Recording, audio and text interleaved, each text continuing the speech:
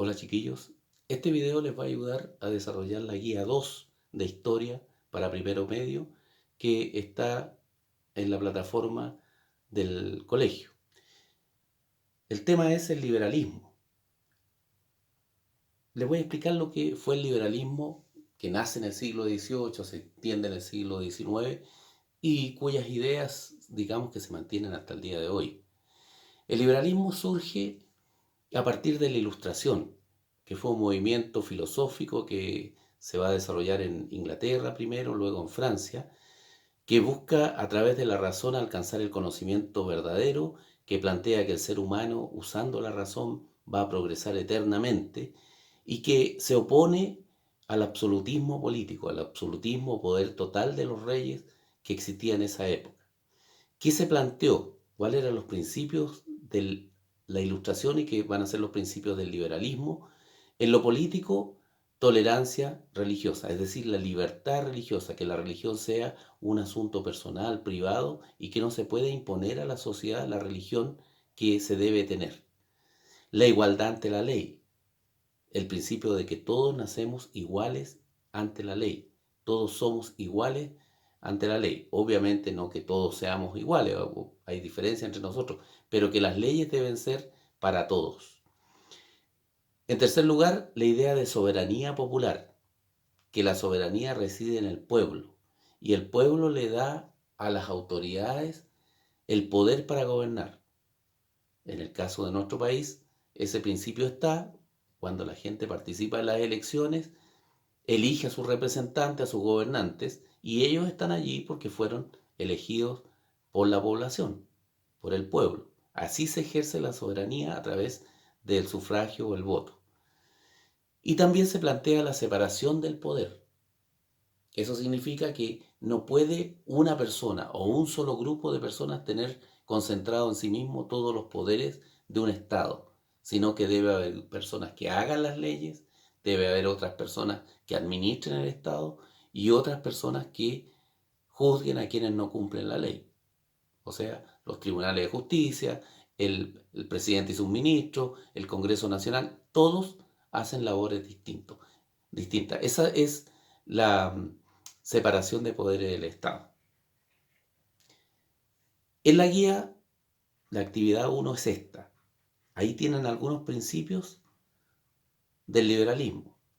Y ustedes vean que a Chile esos principios llegaron en el siglo XVIII y XIX y estaban presentes en nuestra organización política. De hecho, ahí tienen ustedes algunos textos de constituciones que se hicieron en Chile en el siglo XIX y que revelan esos principios. Ustedes lo que tienen que hacer en la actividad es identificar esos principios, cada uno de ellos, con uno de esos textos que aparece en los recuadros de color amarillo. Y también el liberalismo va a influir en cambios fundamentales como fue el término de la esclavitud, el abolicionismo. Obviamente que la esclavitud era absolutamente contraria a principios básicos del liberalismo como son la libertad y la igualdad. En Estados Unidos fue donde mayores problemas hubo, o uno de los lugares donde hubo mayores dificultades para generar la libertad de los esclavos. De hecho, costó una guerra civil muy sangrienta en ese país. Bueno, ustedes lo que van a hacer en la actividad 2 es leer ese texto y responder esas 5 preguntas en 3 niveles. Literal significa que la pregunta 1 y 2, la respuesta está en el texto. Inferencial significa que ustedes pueden deducir la respuesta a partir de la información del texto. Y la pregunta 4 y 5 es de nivel crítico creativo.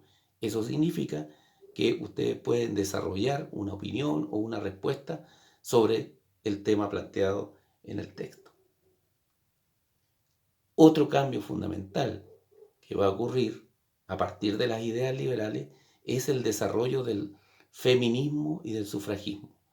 El feminismo no es un fenómeno reciente, viene de hace prácticamente 200 años. Las mujeres comienzan a pedir mayores niveles de igualdad. Y una de las cosas fundamentales que van a pedir va a ser el derecho a voto. el derecho al sufragio, que hoy día no se valora, pero en esa época las mujeres lucharon fuertemente para lograr lo que después de muchas décadas se fue alcanzando. De hecho, eran, como ustedes pueden observar en la imagen, eran sujetos de burlas, eran maltratadas, eh, se reían de lo que ellas pedían, de las mujeres que estaban en esa lucha por mayores libertades y mayor niveles de igualdad.